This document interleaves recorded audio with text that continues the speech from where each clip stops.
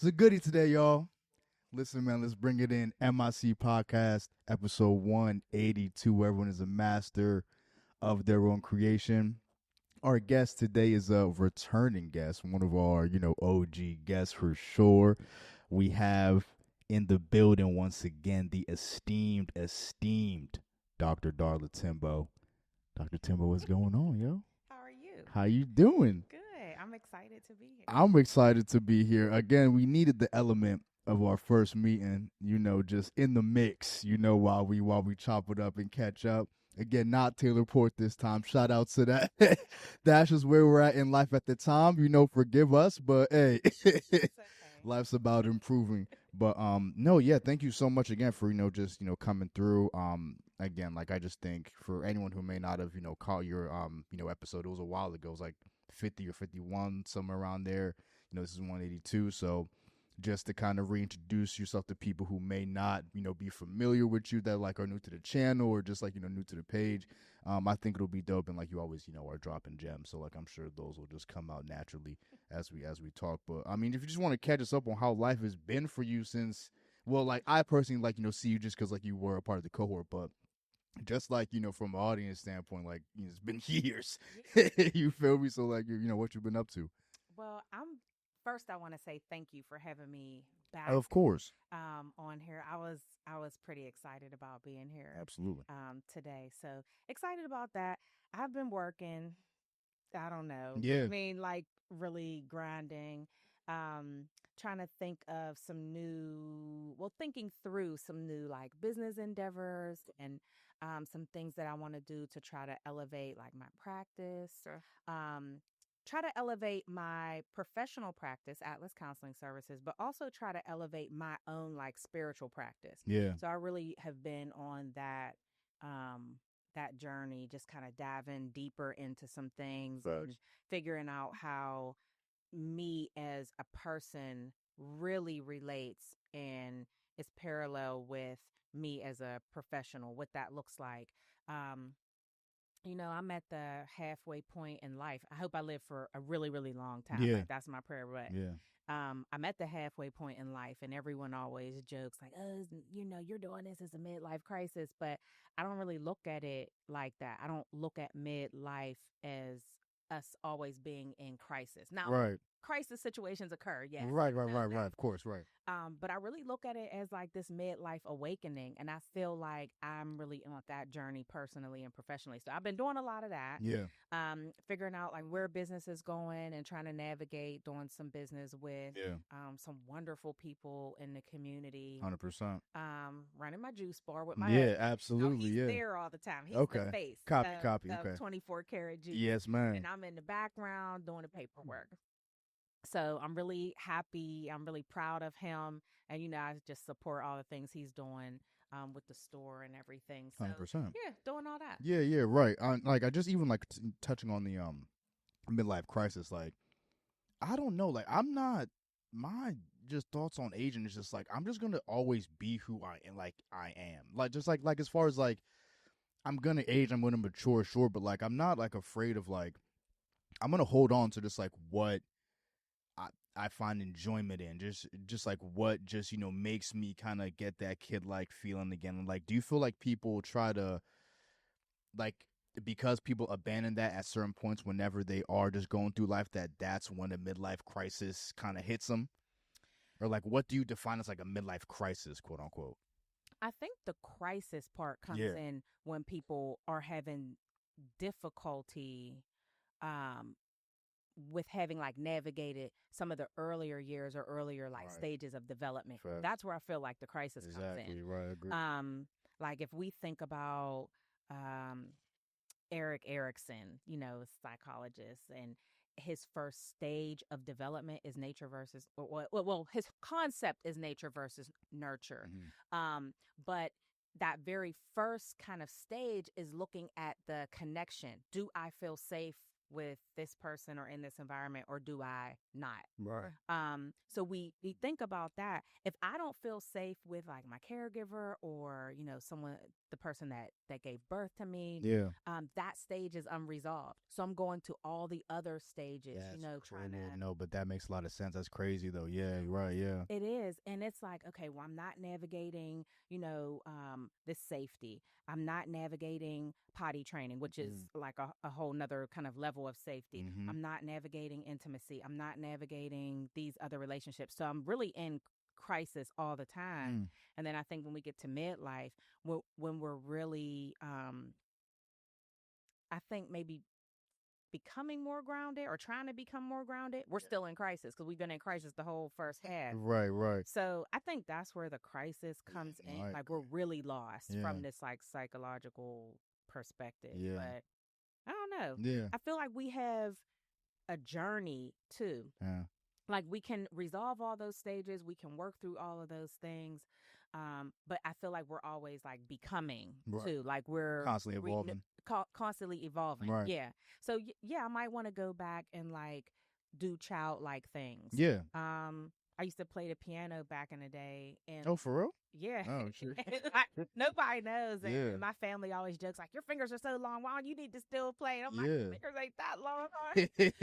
But that's like something that I think about often, like reclaiming Yeah. as a piece of me that doesn't have anything to do with Of work, course. Yeah. Right. Right. anything to do with psychology, Mm-hmm. in on that, Right. in Right. that lens. Yeah.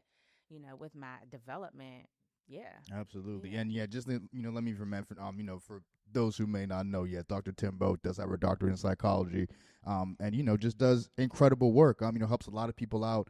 Again, has helped my cohort out, and previous cohorts out, and just giving us just the tools and just perspective on just dealing with life, like as a creative, no matter what lane you're in, it's like I feel like you're just in tune with life, just an extra notch more, just because of like just you're in pursuit of something that's just so closely tied to you, and just like the output of it just takes a lot out of you. You know what I mean? So it's like we're just kind of like a bit more sensitive to just like things about the human experience. You know what I mean? It's like you've just given us tools to be able to put some of these things in perspective, and not just be out here just kind of scratching our heads going through life. Like, I appreciate that. yeah, no, I'm no, trying. absolutely. Yeah, no, you do an excellent job.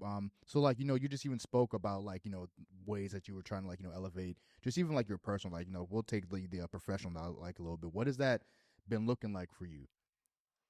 Mm, like my personal. Yeah, yeah.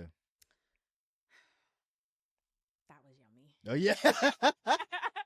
My, Let's go, Stella Rosa. that was yummy. Yeah, right. I know, right? So my personal, I don't know. I mean, like, Yeah. so ask me again. Like, Yeah, what right. is it that you want to know about? Well, and just obviously like reveal what you want to reveal. That's like like what you're comfortable revealing. But it's like as far as like just like elevating like your spiritual practices, you said, and just like things within your life that like you want to elevate. Like what steps have you been taking, or just like what have you kind of thrown yourself into in order to like achieve that? Um, oh, that's a good question. Mhm. I feel like I've thrown myself into a lot. Um, like even years ago, kind of working professionally, Mhm. I still felt like there was this element of like spirituality, or, just kind of me becoming that I would, put into my work. Right. Right now, like thinking about things from a spiritual perspective, I'm looking at it as me really like continuing to evolve. Yeah. For real. Like, what is it that from the spiritual place, or from, referring to God, or, referring to like others kind of spiritual things that I like, kind of research. Yeah. Like, what is my purpose here? And I think that for me connects spirituality to like who I am and how I'm evolving, my purpose, my being, Right. who, like, what am I supposed to do? Like, what is my role here on earth? Hmm. And I don't think it's just one thing. Hmm. I think it's many different things. I think it's several things. Yeah. And I think I'm still trying to figure out what some of those things are, but I think I know what some of those things are. Like working with people, Right. really like continuing to be in the community, doing these different things, I think that is a large part of my purpose, Yeah. and why I'm here. And then, just some of my personal experiences, I hope, and listening to you say what you said, Yeah. they're landing well. Yeah. And Yeah. I'll share things, and there might be things that I don't share, but I still feel like it creates who I truly am, who I authentically am. Absolutely. And I hope that comes out. No, because like it's just like whenever you're just even giving us your tidbits, it's just like we're hanging on every word because it's like you're pulling from. It's not like you're just giving us some technical from the book. Like, okay, you're feeling that way. Well, you're supposed to da da da da. It's like, no, here's what I do when I'm feeling that way. Like, I definitely feel like how you're feeling. One, and then number two, here's what I do, and it's just like, damn, like it just like immediately just like creates that instant community where it's like, all right, I'm at least not going through this alone. Like here is someone who's telling me like, yeah, I feel exactly what you're feeling, and like here's how I've gone through that, and like just hearing someone has been where you are and then gotten through it, it just gives such a ray of hope, man. It's just like, damn, all right, so like there is life after the way I'm feeling right now, because like whenever you're experiencing something, you like the world can just feel so siloed. It's just like, damn, bro, like who do I even go to talk to something like, like about this? Yeah, Mm-hmm. yeah, I agree. I mean, and every, I think, professional that you come in contact with has felt that way. Right. I was going to say at some point, but probably at many different points. Exactly. But I think the authenticity of us owning it Yeah. and saying that Yeah. is different Right. among some people. Like, 100%. people share what they're comfortable with, what they're not. Yeah. But I've lived a life outside of just like going to work and 100%, which every day. again just helps your practice, just like Yeah, even more. yeah, Mm-hmm. yeah. I'm glad it comes across like that, because there's been times where I felt really sad. Um, I don't know. I probably could have met some. I probably did meet some of the criteria for depressive Right. disorder, but maybe I didn't meet all of it. But Mm. still, like, feeling that way, that this immense sadness. Mm. Not the, oh, I failed my test, and people feel sad about that. 100%. Right. Right. Right. Right. Okay, like, but that's a hurdle Yeah. you Yeah. can get over. Yeah. Right. Right. Right. But like other life events Right. that have happened, and I'm like, wow, like I don't know how I'm going to make it through, and I don't know how I'm going to keep showing up for people in a therapeutic setting. And I'm like, Yo, how can you even open it? How do you do that? Like, yeah, like how do you provide therapy when like you're just even, just in a funk like that? Like, how do you even balance that? I think that's where spirituality comes in Son, for me. yeah, that's fucking crazy, Yeah, son. God, like, bro, it yeah. is. It is. I really think that's where my spirituality and like deepening spirituality comes in. Hmm. Because some of those times I'm like, I am not carrying myself, that's for sure. Yeah, Something, right. somebody, is carrying Mm. me, and I'm able to show up for people in this like very real way. Do you just like compartmentalize? Like, I mean, it's when you got to when you're working, right? That shit is crazy. Like, Hmm. you know, and shout out to you. Like, I mean, just like how like is it even giving someone like they like you listen to someone's life and you're like, yo, man, we're at like minute 58.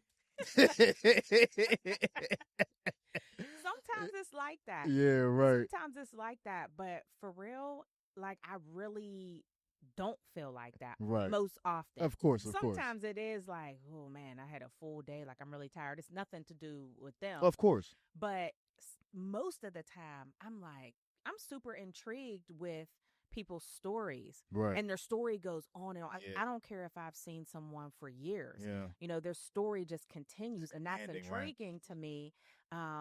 And I also feel like super honored that people want to come to me I feel for that. that, Yeah. because sometimes it doesn't feel safe. Hmm. And it's like, all right, someone had trusted me enough to like pour their heart out, say these things, be vulnerable. Hmm. Like, I take that really serious. 100%. Yeah, no, it makes sense that you do, but so like at this point, like in your practice, like is there anything just either given therapy or just even receiving like that you've learned or has like the therapeutic landscape like remained the same over the years? Like, what's your thoughts on that?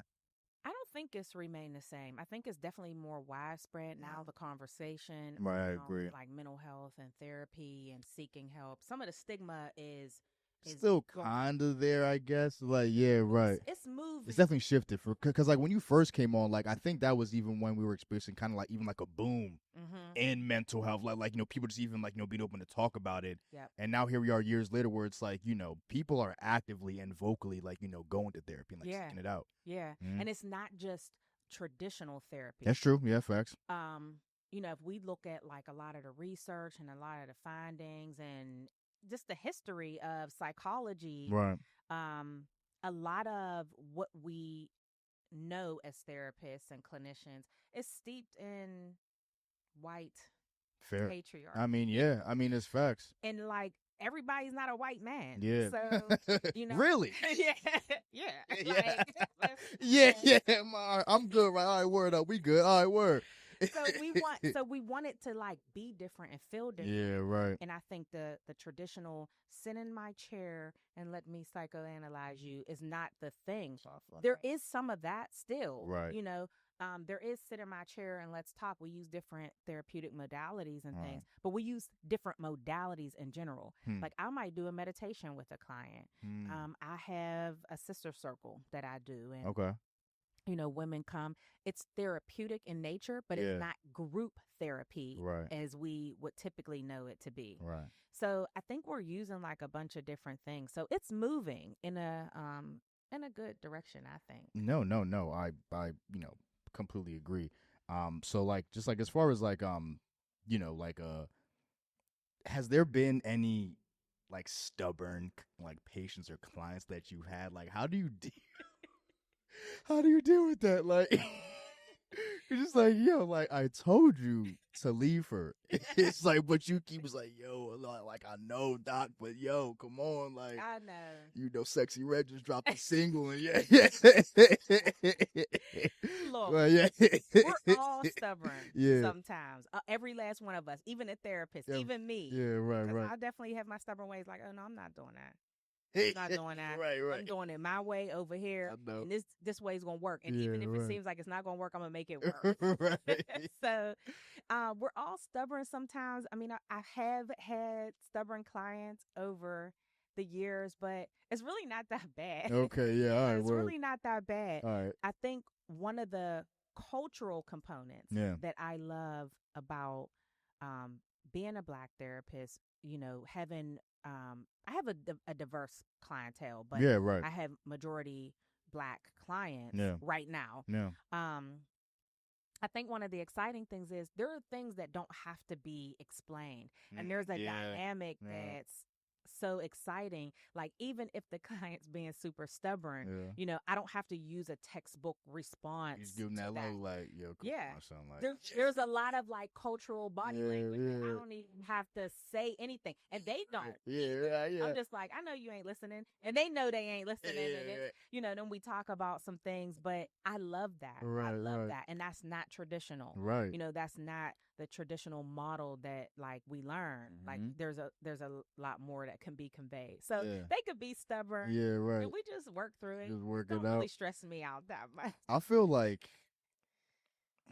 just like traditional things in general period are just being like just thrown to the wayside, just like year after year as we go on and just like figure out just kind of where our society is at and like meeting them there. And I think it's all for the better, what I mean, for the most part, just because like again, like therapy used to just be like this super clinical, like, all right, I'm going to ask you these questions, you're going to answer them, and I'm going to fill it out, and according to the answers, okay, I'm going to prescribe you that, and you should be good, all right? So, yeah, it's like, nah, like, and like you said, just even breaking down, further, there's cultural things that, affect us mentally throughout childhood, throughout adulthood, you know what I mean? It's just like, a white therapist may not understand that when it comes to the Black community, or vice versa, you know what I mean? So it's like, if you can just like kind of like shed those quote unquote traditional barriers out and just kind of get to the root. Obviously, like you want to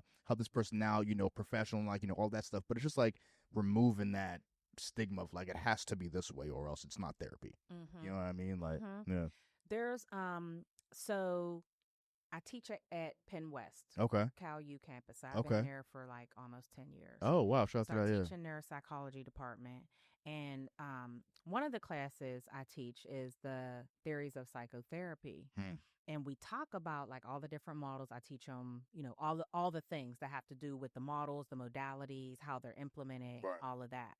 But I also pull in articles, research, whatever, just different things that kind of highlight what therapy might look like in the real world outside of a textbook.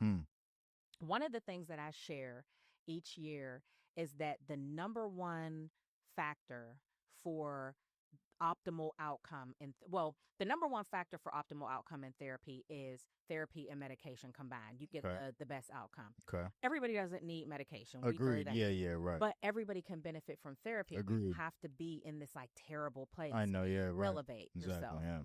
But the one thing that is like optimal in therapy is the relationship, the real relationship and the authentic relationship, which are two things that are usually measured when people do research about like with the therapist or just like okay, with the copy. All right. So that authentic relationship and the therapeutic relationship and the real relationship between the client and the therapist are the things that really allow for optimal outcome in a therapeutic setting. Right. So even if someone is trash at using the modalities, like they can't remember nothing that they learned. Trash at using the modalities. Like they don't know they don't know anything. Right. If they are authentic and real and down to earth, and they got a little, they remember the little smidge from right. Then it's that's what it's about, right? Does the person feel safe? Do they feel held? Do they feel cared for? Do they feel like they could keep coming back? And then things begin to unfold. So we could pull a whole bunch of articles about that. What and obviously like you don't have to name any names or get personal, but like what is just maybe like a turnaround that you've seen that just you even just kind of dropped your jaw, like Ooh. You asking me some good questions. Yeah. You asking me I'm some glad. good I'm questions. glad. That's why we're here. Shout out to Stella Rosa. Oh my goodness. Let me think. So I also, in addition to seeing like a influx of Black women at my practice, I also see a lot of people that are released from incarceration. Okay. And I think jail does something to you. Dog is. I mean, come on, yo. That like that shit is like, bro. Like, quick little tangent. Like, there is a HBO show called golly, man, I cannot remember the name, but it's about a guy who gets accused for like a murder, but like he don't remember. Like he was just going over to like this girl's crib. They were like doing whatever. He like they black out. He wakes up. She's just like dead on the floor. You know what I mean? And like like they grab him up. They throw him in jail, but like he didn't really do it. But like it's just kind of shaky on like how this chick died. But he's in jail like the entire time leading up to like his trial or whatever. And like from like when he first went in there, he was like this meek little dude. Then like by the time his trial came, it's like he wasn't necessarily guilty, but it's just like, I mean, if anyone did it, look at this, because like he like shaved his head, got tatted in jail, all this crazy shit. So it's like we're just gonna throw it on you just because you look like someone who would. But it's like he wasn't that dude that entered.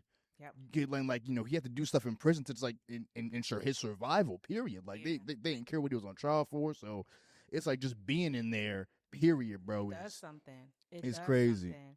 And I think those are the clients I'm thinking about. Yeah, right. Yeah, right. When you ask that question, where did I see a lot of like different turnaround, or where did I see some of those kind of cultural components emerge? I think a lot of times when they're released, whatever, they got to come to me for different things. Yeah. Some of them, to refer, and some of them come on their own. And I can't like recite things out of a book to someone who's had such, in my opinion, jail is horrendous. And they have experienced such a horrendous, part of their life in that place. So like what is going to make them feel safe? They're already coming from a place that's not safe. Right. So I can't think of just one in particular. Right. I'm thinking of several Sure, people sure, in sure. particular. Right. That I just had to make it a safe place for them to come, Hmm. especially the ones that aren't coming to see me on their own. Yeah. They're being referred, Yeah. and they're like, well, why I gotta be here? I don't want to be here talking to you. You can't help me, blah, blah, blah, blah, blah. But how do you know what can really help unless somebody creates that safe environment for you to show up as your real self and see if stuff will work? And you know, I hope and I think I was able to do that, and they kept coming for a long Yeah. time. No, These I feel couple that's people I'm yeah. thinking about, they came to see me for like 3 years. Dope. Okay. Well, listen, like you said, like if just that one smidge should be like, all right, I can just grab this and use it. Yeah. That's really all that you can do. You know what I mean? So shout out to that. Is there anything in like the therapy, landscape that's like exciting you right now? Like maybe like new modalities, like maybe like a new approach or something. No new modality Okay. that I could think of. I have so I use a lot of like existential therapeutic modalities in my practice, and I was trained in Gestalt. So shout out to Gestalt Institute. So the founder of the Gestalt Institute here in Pittsburgh, he's my mentor. Okay. And those two things kind of go hand in hand, like they're cousins. Yeah. Those two approaches, and it really looks at why am I here, like why am I here, what's the meaning of my life. I'm being super generic. Yeah. Yeah. Like Right. it's like Right. what's the meaning of my life, what's the meaning of this particular experience, how am I emerging as a person, how am I fitting into this world that surrounds me. So that is exciting to me, but it's old. I mean, it's a theory that's already been. Yeah. One thing I think that's super exciting is this whole concept around a sister circle, which kind of originates from like these African cultural components. Yeah. I love that. I think that it's a huge part of therapeutic findings and like healing. Yeah. We don't heal by ourselves. You can't sit at home and be sad and depressed and heal all alone in a silo, like you said. Like we heal in community with other people. That's exciting to me. True. And then there's a lot of components around like yoga and meditation Okay. Yeah. that I see emerging and people are using, as part of their kind of therapeutic tool bag. Okay. Nice. So Nice. I Yeah. like that. That's How exciting to how me. do you keep your practice interesting for yourself? Like. Researching that stuff, Okay. Yeah. reading that stuff, Yeah. and doing it myself. There you go. And doing it myself. So okay, obviously we'd be remiss if we didn't mention artist talk, man, and just like the part that you've played, within that, like the amount of people that you've helped out with that. Again, shout out to, the past cohort that graduated in June. You've seen a few episodes of like the people that have been through the cohort, and like by this point, you'll have seen probably everybody that's been through the cohort. So shout out to that. But just if you just kind of just want to give your journey as to how you even initially got involved, with Artist Talk, and like just how you got in your position. Yeah. So I was doing a workshop at Emerald City for Okay. their oh, they're gonna kill me, for their business week. Okay. Yeah. So I was there. I was doing a workshop, and Sydney was in my workshop. Okay. Dope. So after I finished that workshop, and I'm just just chit chatting with people, she came up to me and she's like, "Yeah, I'm thinking about starting this program, and I would really like to talk more with you about it." And I was like, "Okay, fine." Yeah. So we talked, and she was like building Artist Talk, and she asked if I would come on as the I don't even know what I am. As the shaman, yeah. I was just excited. Like, Yeah, that is right, exciting. yeah. Cultivating these new ideas and these new projects, that's exciting. Right. So I was like excited for her, and I was excited to be a part. And I was like, oh yeah, Yeah. sure. And that's how it started. And that's when like it was just like off to the races Yep. from then. Like how did so like when you like just even like put up for like the first cohort, like what like what was you just even going through your head, like how did you prepare for that gig? Ooh, I don't know. Like, I don't know if I was as prepared as I was for like your cohort and Yeah, the cohort before. that's funny. Yeah. It was kind of like we were all trying to figure things out. Like, okay, what is this going to look like? How is this going to look? I had written a few things down. I had done a bunch of workshops and programs and things before. I do stuff at Penn West all the time. Okay. But this was different. I'm like, okay, this is in a community. This is with artists. I've never really worked with any artists. Now, I might have had artists come through for individual therapy. Sure, right. But never in this type of context. Makes sense. And I'm like, okay, this is going to look a bit different. Like how, if I were an artist, how would I be thinking and how would things affect me? And the things that I remember hearing artists say in individual counseling is like, oh, I'm a painter and, what I'm feeling emotionally is what I paint. And I'm like, all right, cool. Let me try to build something around that. So it was, if I'm being completely honest, I was trying to figure it out. Like figure out what I was supposed to be doing, at the beginning of Artist Talk. But I think that we really have like a cohesive team. Sydney has a cohesive team. 100%. She's built like, all these things. I think things are falling into place like exactly where they need to be. So now it's like, oh, okay. I know what this looks like. Right. Some more concrete things are emerging. Right. So so just even by like the third cohort, like by the time like you got to us, how did your approach change? Like like what when it came to like the group sessions. I think I was more of myself. Wow, really? Yeah, I think I was more of myself because that first cohort I was trying to think so clinically. Like I remember, I got you thinking that, and I remember I would tell my husband like, I gotta think this through, and I gotta think that through, and I'm like, why am I trying so hard?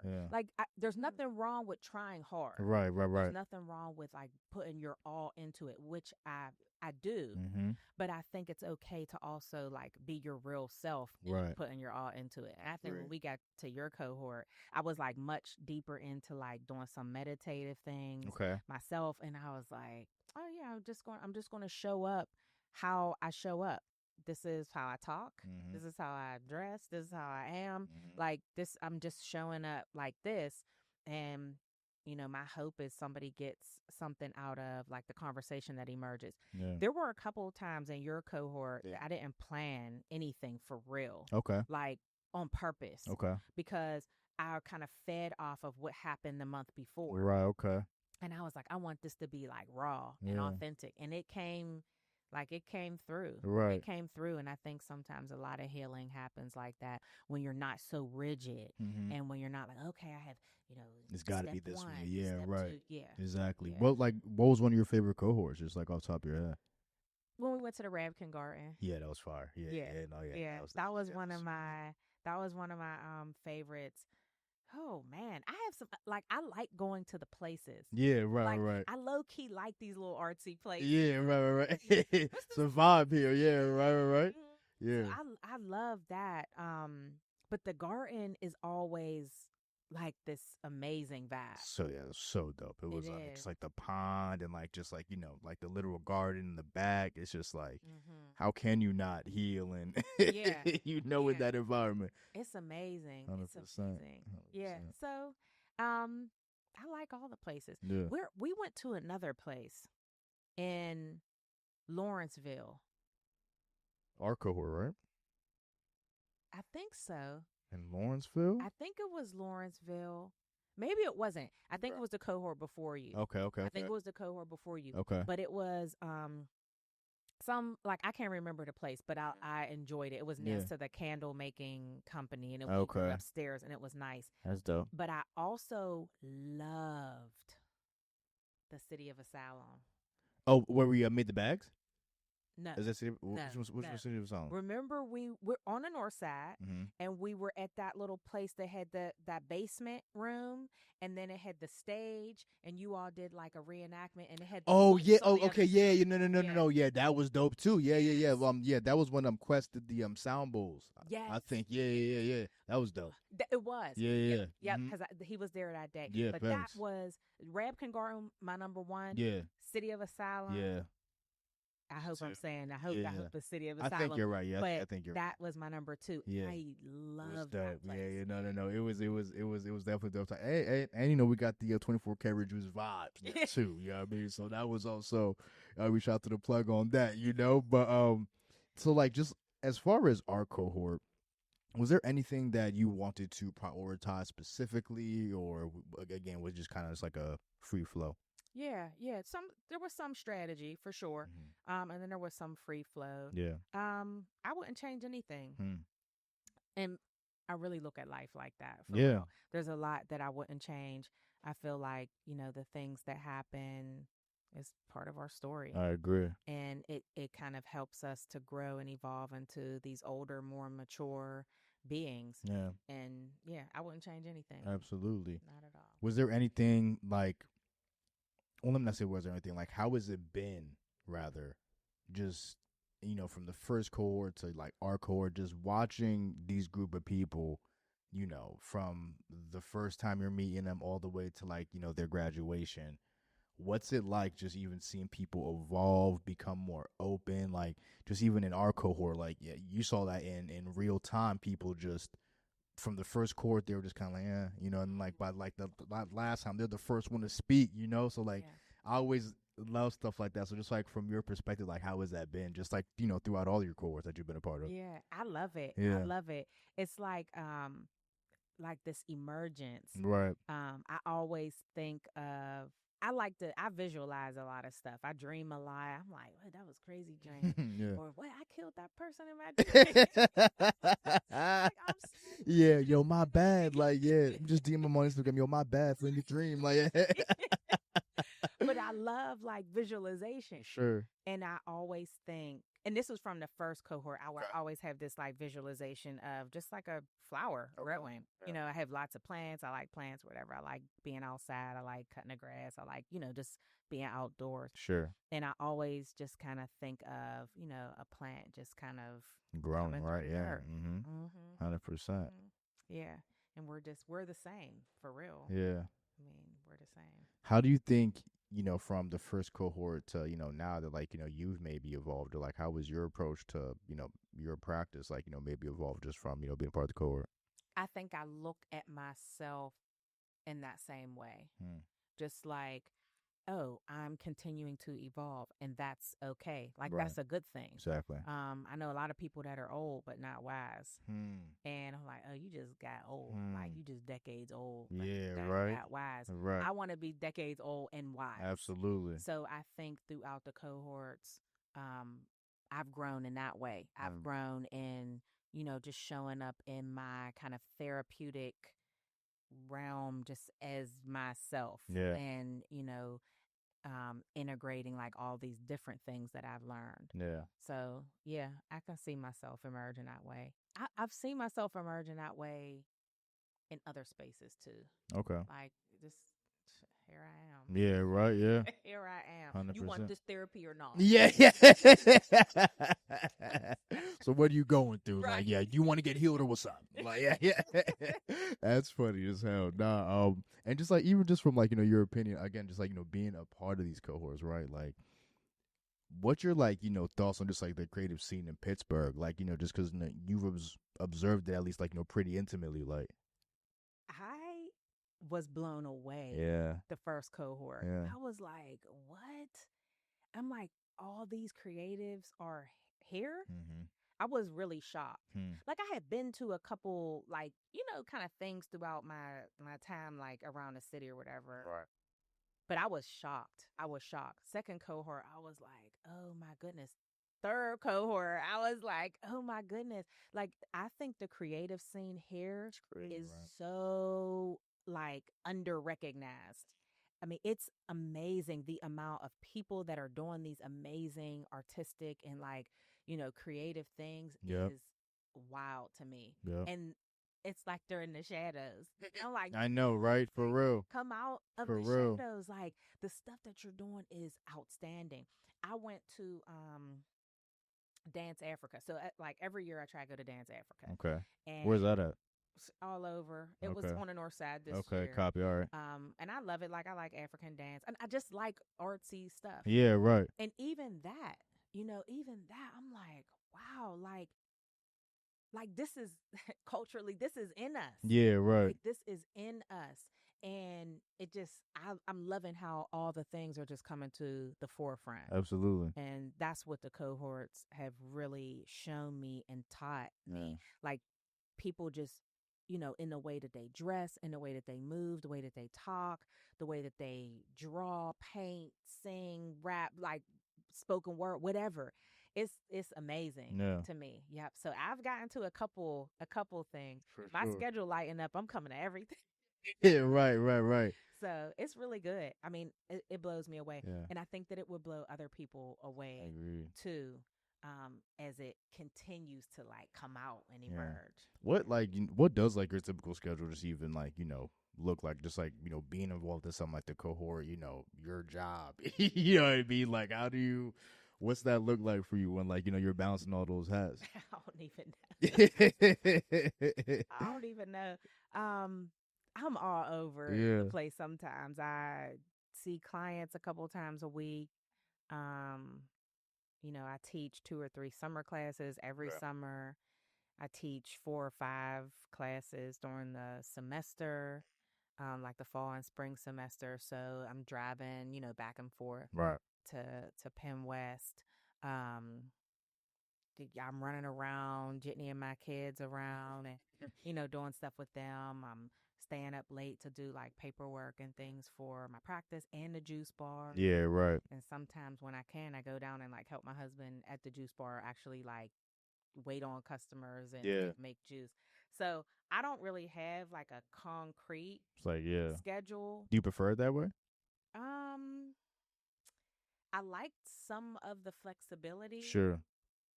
I'm gonna just be real. I like Yes. I like to do what I want to. Yeah, right, yeah. And all of it does not allow me to do what I want to do. Fair So play, some of yeah. it, no, I don't like. I feel, yeah. I feel it. I feel it. And some of it, I love. Yeah. Some of it, I love. I love all of the work. Yeah. Let me say that. I Okay. love all of the work, but how it's positioned is what I don't necessarily like. And then some of it, I really, really do like how it's Yeah. positioned. But it's a lot. All right. I mean, I'm doing what I can when I can. I'm trying to build out some new like business ventures, so Right. we'll see what that looks like. Right. I don't think things can stay the same all the time. I agree. I think it's part of that evolution that we already talked about. I think that change, comes with that evolution, and it doesn't always have to be like a negative change or something bad. It can be, something good, something positive. So, Yeah. trying to work on some stuff, Right. see what lands. 100%. Like, has like Cindy like already talked to you like about the next cohort, or is it like, is that still just like in development about you? It's still in development. Okay, copy. Yeah, Gotcha. but I'll be there. No, no, no. Of I'll be course. there. How has it been? It's like, cause like I was even at it was an event at and she, shout out to Boom Concepts. They put it together. It was at Emerald City. Cindy was there, and like I would just even, there was like a question posed to the group, but I would just like shouting out artists. I'm just like, yo, you know Sydney's program cohort, whatever you want to call it, like it's just provided space for so many creatives, which like it has. But just watching like her journey specifically, and just like watching her put 3 cohorts together of just talented, incredible people, just like all these sessions, just going seamlessly. We don't got to think about anything except just like showing up and meeting ourselves. Like, how was it like been watching her just grow and develop this thing? I have loved watching her grow. Yeah. She from that first day that I met her, Yeah. my like I remember stuff like that. Yeah, yeah, yeah. First. So from that first day to seeing her now, seeing her mature in her art, in her craft, in business, and just seeing her like mature as a woman, it has been a joy for Yeah. real. It really has. And I'll send her little, messages on the side here and there to let her know like I'm proud of you or you're doing an amazing job. Absolutely. But yeah, that's what I think. It's been wonderful to see her grow and her maturity in all these different areas. And just like, who she's becoming. Yeah. Yeah. Is there, so just even kind of like kicking it back to therapy and like being able to find someone you feel safe with, like, is there like a point where, I don't know, like you just kind of Goldilocks it as far as like, this one's too hot, this one's too cold, and like you never find that just right, you know, bowl, quote unquote, but you still would benefit from therapy. Like, is there kind of like a compromise there, or like is there truly like a right fit, like a Cinderella slipper type fit, like this is, for you? I think there's a Cinderella fit for some people, Mm-hmm. like when they're matching, client with therapist. Right. For some people, um, I think there might not be, Right. a Cinderella fit. Yeah, right. It's just like, what can I learn or grasp from this person in this moment in time? Like, if we take it outside of the context of therapy, we're always in like different situations. Right. It's our perspective that allows us to like glean something or not. Mm. If I'm just a negative Nancy, I'm probably not picking up that much. I'm picking up all the negative stuff because that's what I'm looking for. Right. But if I'm like, okay, like not really vibing with this, don't really want to be here, but let me make the best of it. Yeah. Let me just see what happens. We usually get something really good out of it. So I think for some people, there's like, oh, this is good enough. Hmm. Like, let me just see where it goes. And for some people, I think there is a Cinderella glass slipper, and they're like, yep, I found my match. This is the Right. person I'm going to ride out with, and I know that they can help me, Right. get to where I need to be. Do what So, you gotta do. Yeah. Like, mhm. what have you, just like even in like talking to people, what has, just made people hesitant from even like, wanting to go to therapy initially, just from like, what you've heard, like what is stopping people from going from your perspective? I think trust. Hmm. I think trust. I think when people are looking for Black therapists in particular, there's Yeah. not a lot of us. So I think people look for Black therapists primarily for that trust. Right. Like, I think that's really the deeper kind of meaning, behind that. Yeah, I would say trust. Yeah. Like, I want to be able to trust this person and be free to be vulnerable in myself. Yeah. Then people are like, okay, well, we'll see what happens from there. But if they can't be vulnerable, they can't trust you. Yeah. Mm. What do you think that like is going on like the, therapist, community that's like just whacked you straight up? Like, is there anyone with like, a platform that is like, is claiming, because like there's even just like a whole bunch of TikTok therapists that it's just like, Ugh. okay. like we live in an age where it's like you can set up your phone, right? And it's dope where, people can, like it's at least open enough towards like, yo, you don't necessarily have to go through traditional channels to Mm-hmm. build a platform or whatever. But at the same time, you don't have to go to traditional channels to build a platform Yes. no more. So it's like people just pop up with the platform and it's like, all right. I guess it's a platform. It's like, not really, but that's all I have to say. Like, is there anyone that just like, just from like a TikTok standpoint, just from like that whole mental health landscape, that's just like, this is not good. If like, this is not Oof. true. I can't think of one person in particular. Yeah, like yeah, And not I person. also Yeah. don't have TikTok. Okay, all right. So Probably for the best. Yeah. yeah, because I can't. It's that stuff is overload for me. Yeah, right. Like, Fair it's enough. too much. Yeah. It's too much. So I don't have TikTok. Yeah, right. Um, but I think one of the therapy trends that I don't like Mhm. is people going on the internet and typing in stuff in like these AI um generated Mhm. kind of platforms and Mhm. asking very deep Yeah. therapeutic questions. And it's Right. like, no, you need to actually talk with someone. Now, if they're using it as like, okay, I want to maybe get like a little bit of a better understanding, but I have a therapist also. Sure. I have a psychiatrist, I have a psychologist, whatever, Sure. a social worker. Sure. I'm talking to someone, I'm in community with a real person. Right. That's cool. And they're like, oh, well, I researched this thing last night. I did look it up on, one of these platforms, and like, can we talk about it?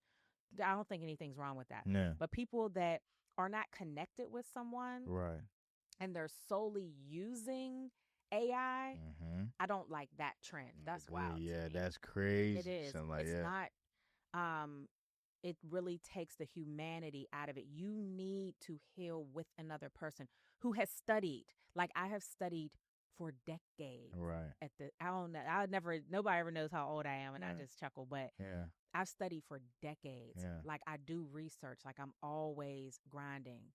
The internet's wild. Crazy, bro. Like crazy. Like, and it's just and like you just even touched on it like a little bit, but like just the whole use of AI in therapy. Do you? Because here's the thing, right? Like, I feel on like a basic level, AI can be useful for things, but it's just like, Yeah. where do you think the AI, just like as far as therapy, exceeds its usefulness and just kind of creeps into like this ain't even like we don't even need this, When like. people only use it. Right, I agree. Yeah, no, Like 100%. that's where it creeps into being Where problematic. it When just people becomes the source for like yes. answers. Like, yeah, Yes. right, facts. Yes. Yeah. We need many sources Hmm. for many different answers. Yeah, It right. can't just be AI. Yeah, yeah, no, I agree. Yeah. Yeah. I don't know. That drives me crazy. Hmm. I don't like gatekeeping either. Like that would be another thing that I find problematic Hmm. professionally. It Right. doesn't even have to do with therapy, but just professionally. Yeah. I remember when I applied for a position at Pitt and Penn West at the same time. Okay. I got an offer from both, Okay. but I wanted to be at Penn West. Like I knew some people up there. One of my mentors was up there, and Okay. she worked there. Yeah. And I didn't know like how to negotiate a salary. Like I had never had that conversation, Yeah. never had that discussion. Didn't know like my worth or didn't know how to like kind of calculate the education that I had and kind of put that into a dollar amount for a salary, whatever. Yeah. So I called one of my mentors, asked him about, what he thought, and what he said. And that was the first time in my career that anyone had ever had a full on, open, honest conversation with me about negotiating, about real dollar amounts, Hmm. about what it is that I should and shouldn't say, and Hmm. all of that. And it was a white man. Yeah. It's Dr. Tom Petrano. We'll put him out here on the podcast. Yeah. But he's the founder of the Gestalt Institute of Pittsburgh. dope. Yeah. And that was I was like blown away, like, man, I am in community with so many other people and they won't, even if I ask a direct question, it's like they kind of won't answer me. Yeah. And then, I respect people wanting to answer or not answer certain things. Like that's cool, Right. whatever, Right. Right. do what you feel most comfortable with. Right. But we'll never learn. Like we won't know. We won't be able to like Bros, climb over those come gates or on, get son. through those Yeah. gates Like. if people don't say real stuff. Exactly. So now when I do supervision or I have, a mentee or whatever, we're straight talking dollar amounts. I don't care. I'm like you need to know like, all right, this is what maybe you should ask for. Hmm. Or maybe you're doing a little too much. Maybe you're doing too much, but calculate it based on these things, your education, your years of experience, what all you're doing, and come up with a real amount. And we're talking like real dollars and cents. I think that allows us to get ahead and like at least level the playing field because it's not level. Yeah. Right. So, No.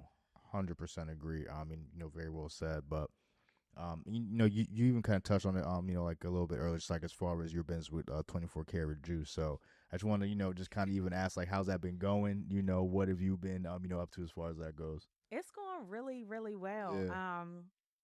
We're like a year and a half That's into crazy. like Yeah, brick yeah, and mortar. yeah. Yeah, and it's Shout out to that, man. Congrats on that. That's super dope, yo. Absolutely. thank you.